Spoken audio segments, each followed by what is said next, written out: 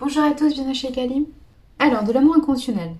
Alors, il y a un sentiment d'être un peu perdu par rapport à ça. Bon, en fait, il y a une notion d'amour qui est en train d'évoluer. Votre notion de l'amour, d'aimer quelqu'un, d'aimer une situation, d'aimer, tout simplement, est en train d'évoluer. Et en fait, ça vous perturbe parce que vous n'êtes pas habitué à aimer de cette façon-là. Vous aimez, mais de façon pragmatique, de par l'éducation, de par la construction, de par... j'allais dire, la société. Oui, nous sommes conditionnés pour aimer de façon conditionnelle, c'est-à-dire d'aimer suivant des conditions. Le plus dur, c'est de comprendre que l'amour inconditionnel est forcément un amour tourné vers soi, c'est-à-dire qu'une fois qu'on a compris comment s'aimer de façon inconditionnelle, comment s'aimer avec nos forces et nos limites, comment s'aimer de façon authentique, parce que nous sommes des êtres uniques, des êtres différents de l'autre. Une fois qu'on a atteint cette notion d'amour inconditionnel de soi, c'est-à-dire d'avoir la plus grande tolérance envers soi, cet amour ultime, alors vous pouvez commencer à aimer les autres de façon inconditionnelle. C'est-à-dire que par ricochet, puisque vous acceptez que vous êtes unique et différent et que vous avez de la valeur ainsi, puisque on n'est pas unique et différent pour être unique et différent, on est unique et différent pour avoir de la valeur. L'idée, c'est d'avoir de la valeur, c'est de comprendre cette notion d'existence. On existe parce qu'on pense qu'on est légitime à exister, c'est-à-dire qu'on a de la valeur. Donc concrètement, quand vous êtes convaincu que parce que vous êtes unique et différent, vous avez de la valeur, alors par extension, vous allez commencer à comprendre que le reste du monde est unique et différent aussi. Et donc potentiellement qu'il a de la valeur. Potentiellement, votre forme d'amour, la façon que vous avez d'aimer, va se modifier. Mais une fois que vous aurez compris que l'amour inconditionnel, déjà, il part de vous. Et ça, c'est évidemment très complexe d'atteindre ce stade d'amour inconditionnel. Parce qu'encore une fois, on est construit, on évolue dans une société, on évolue dans des énergies qui ne nous apprennent pas forcément d'abord à nous aimer nous, de façon inconditionnelle. C'est-à-dire de nous aimer sous toutes nos coutures, avec toutes nos facettes. Le fait d'être différent, le fait d'être unique du monde extérieur est une richesse, est une valeur qui est complémentaire des autres richesses, des autres valeurs, des autres êtres uniques et différents qui nous entourent. Et ça, c'est important. Sauf que ça, on ne nous l'apprend pas. On le découvre sur notre chemin d'évolution. On le découvre sur notre parcours. On est OK sur ça. Donc là, vous pouvez être déstabilisé parce que vous êtes en train de comprendre ce que c'est l'amour. Le véritable amour authentique, sincère, apaisant, équilibré avec les autres, parce que ça part déjà de vous, et notamment d'une vision d'amour de vous-même, d'une vision ultime d'amour de vous-même. Et tout ça, c'est long, c'est complexe.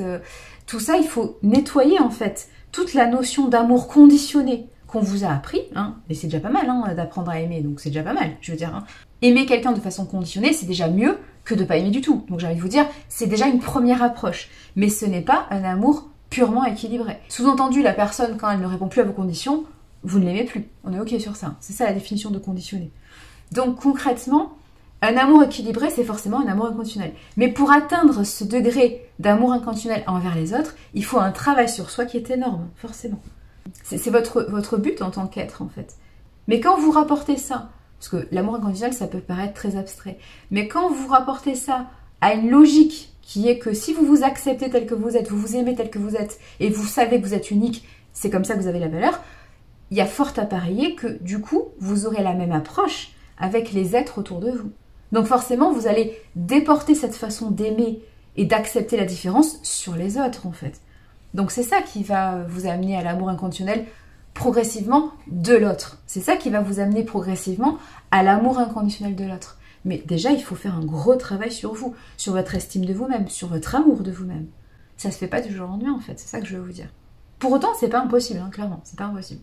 Mais voilà, pour avoir effectivement un équilibre total avec les autres personnes, il faut les accepter telles qu'elles sont. Accepter qu'elles n'ont pas les mêmes objectifs, qu'elles n'ont pas la même façon de voir les choses, qu'elles n'ont pas les mêmes modes de communication, qu'elles n'ont pas...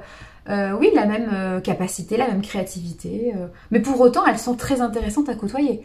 Parce que vous apprenez toujours des choses avec elles. Pour autant, elles vous apprennent à être heureuse d'une façon différente de vous.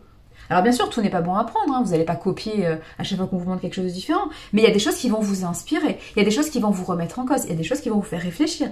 Donc il y a forcément des choses qui vont vous faire progresser. C'est ça qui est intéressant. Donc ces personnes qui sont différentes de vous, qui sont uniques, elles ont forcément beaucoup à vous apprendre et réciproquement. Vous avez beaucoup de choses à apprendre aux autres en fait, c'est ça qui est important. Et c'est comme ça que vous allez trouver des projets, des partenariats équilibrés, positifs, sains, bienveillants, et ça va bien se passer. Et ça va bien se passer. Mais c'est pour ça que vous avez du mal à assumer les choses. Vous êtes un peu dans l'entre-deux. Là, vous êtes dans cette notion d'entre-deux. Vous êtes dans cette notion de je vois rien, mais je parle pas non plus. Donc, il y a cette notion d'analyse. On sent que vous analysez les choses. On sent que vous observez.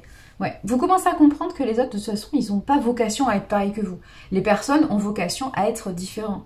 Les personnes ont vocation à être uniques, en fait, et à obéir à leurs propres objectifs, des objectifs qui sont personnels, comme les vôtres, en fait.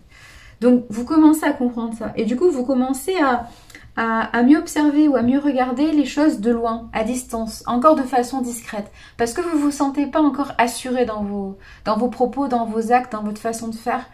Mais petit à petit, vous découvrez des choses, alors très positives, hein, l'idée de la surprise est là. C'est-à-dire que petit à petit, vous découvrez peut-être un autre monde, où vous découvrez une nouvelle façon de voir les choses. Peut-être que vous redécouvrez des personnes, peut-être que vous dites, ah ben tiens, cette personne, jusqu'à présent, je l'avais ignorée ou je l'avais sous-estimée, et ben tiens, je trouve que cette personne, finalement, est très intéressante.